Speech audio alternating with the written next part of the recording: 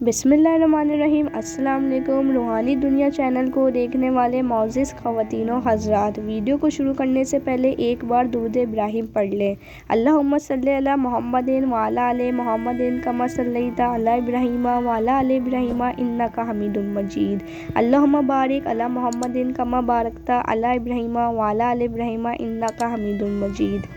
آج کی ویڈیو میں ہم بات کریں گے یمن کے ایک بادشاہ کی جس کا نام اسد ابو کرب تھا۔ یمن کے بادشاہوں کو تبا کہا جاتا تھا جس کا مطلب تبایا تھا، جیسا کہ روم کے بادشاہوں کو کیسر، مصر کے بادشاہوں کو فرعون، ترک کے بادشاہوں کو خاقان اور ایرانی بادشاہوں کو کسریٰ کہا جاتا تھا۔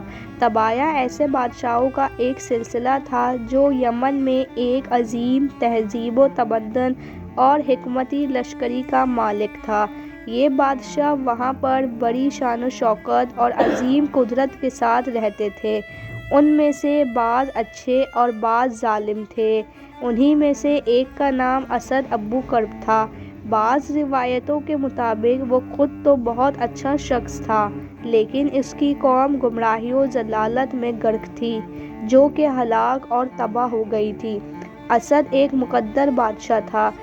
اس نے اپنے قدرت مند فوج کے ذریعے بہت سے ملکوں کو فتح کیا اور اپنا جھنڈا لہرایا تھا۔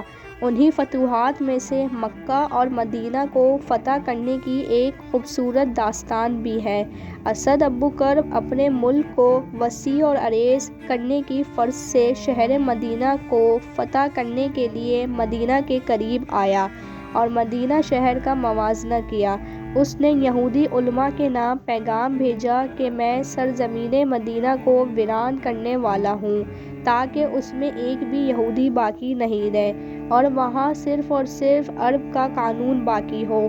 یہودیوں کا سب سے بڑا عالم شاہ مور وہاں پر تھا۔ اس نے کہا، اے بادشاہ، یہ وہ شہر ہے جو حضرت اسماعیل علیہ السلام کی نسل سے آنے والے پیغمبر کی ہجرت گاہ ہے۔ پھر پیغمبر اسلام کے کچھ اوصاف بیان کیے۔ تبا کیونکہ اس بارے میں پہلے کچھ نہیں جانتا تھا، اس نے کہا کہ میں اس شہر کو ویران کرنے سے گریز کرتا ہوں۔ اسد نے سوچنے کے بعد قبائل کو حکم دیا کہ وہ اسی شہر میں رہیں۔ جب پیغمبر حضرت محمد صلی اللہ علیہ وسلم ظہور کریں، ان کی مدد کرنا اور اپنی اولاد کو بھی اس بارے میں بتانا، یہاں تک کہ اس نے ان کے نام اپنے ایک خط میں ایمان لانے کا اظہار بھی کیا۔ روایت میں آپ صلی اللہ علیہ وسلم نے فرمایا، تبا کو برا بھلا مت کہنا، وہ مسلمان ہو چکا تھا۔ اسد سرزمین مکہ کو فتح کرنے کے لیے اپنا لشکر لے کر مکہ کی طرف روانہ ہوا۔ اس وقت اس کے ساتھ 4000 ساتھی موجود تھے۔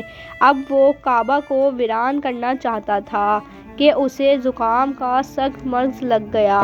اس بیماری کی وجہ سے اس کے کانوں، اس کے آنکھوں اور اس کے ناک سے بدبودار پانی بہنے لگا۔ سب ہی اس کے مرض سے عاجز آ گئے اور انہوں نے کہا، یہ آسمانی مرض ہے۔ ویڈیو کا اگلا حصہ دیکھنے کے لیے اوپر دیے گئے ویڈیو پہ کلک کریں اور میرے چینل کو سبسکرائب کر دیں۔ جزاک اللہ۔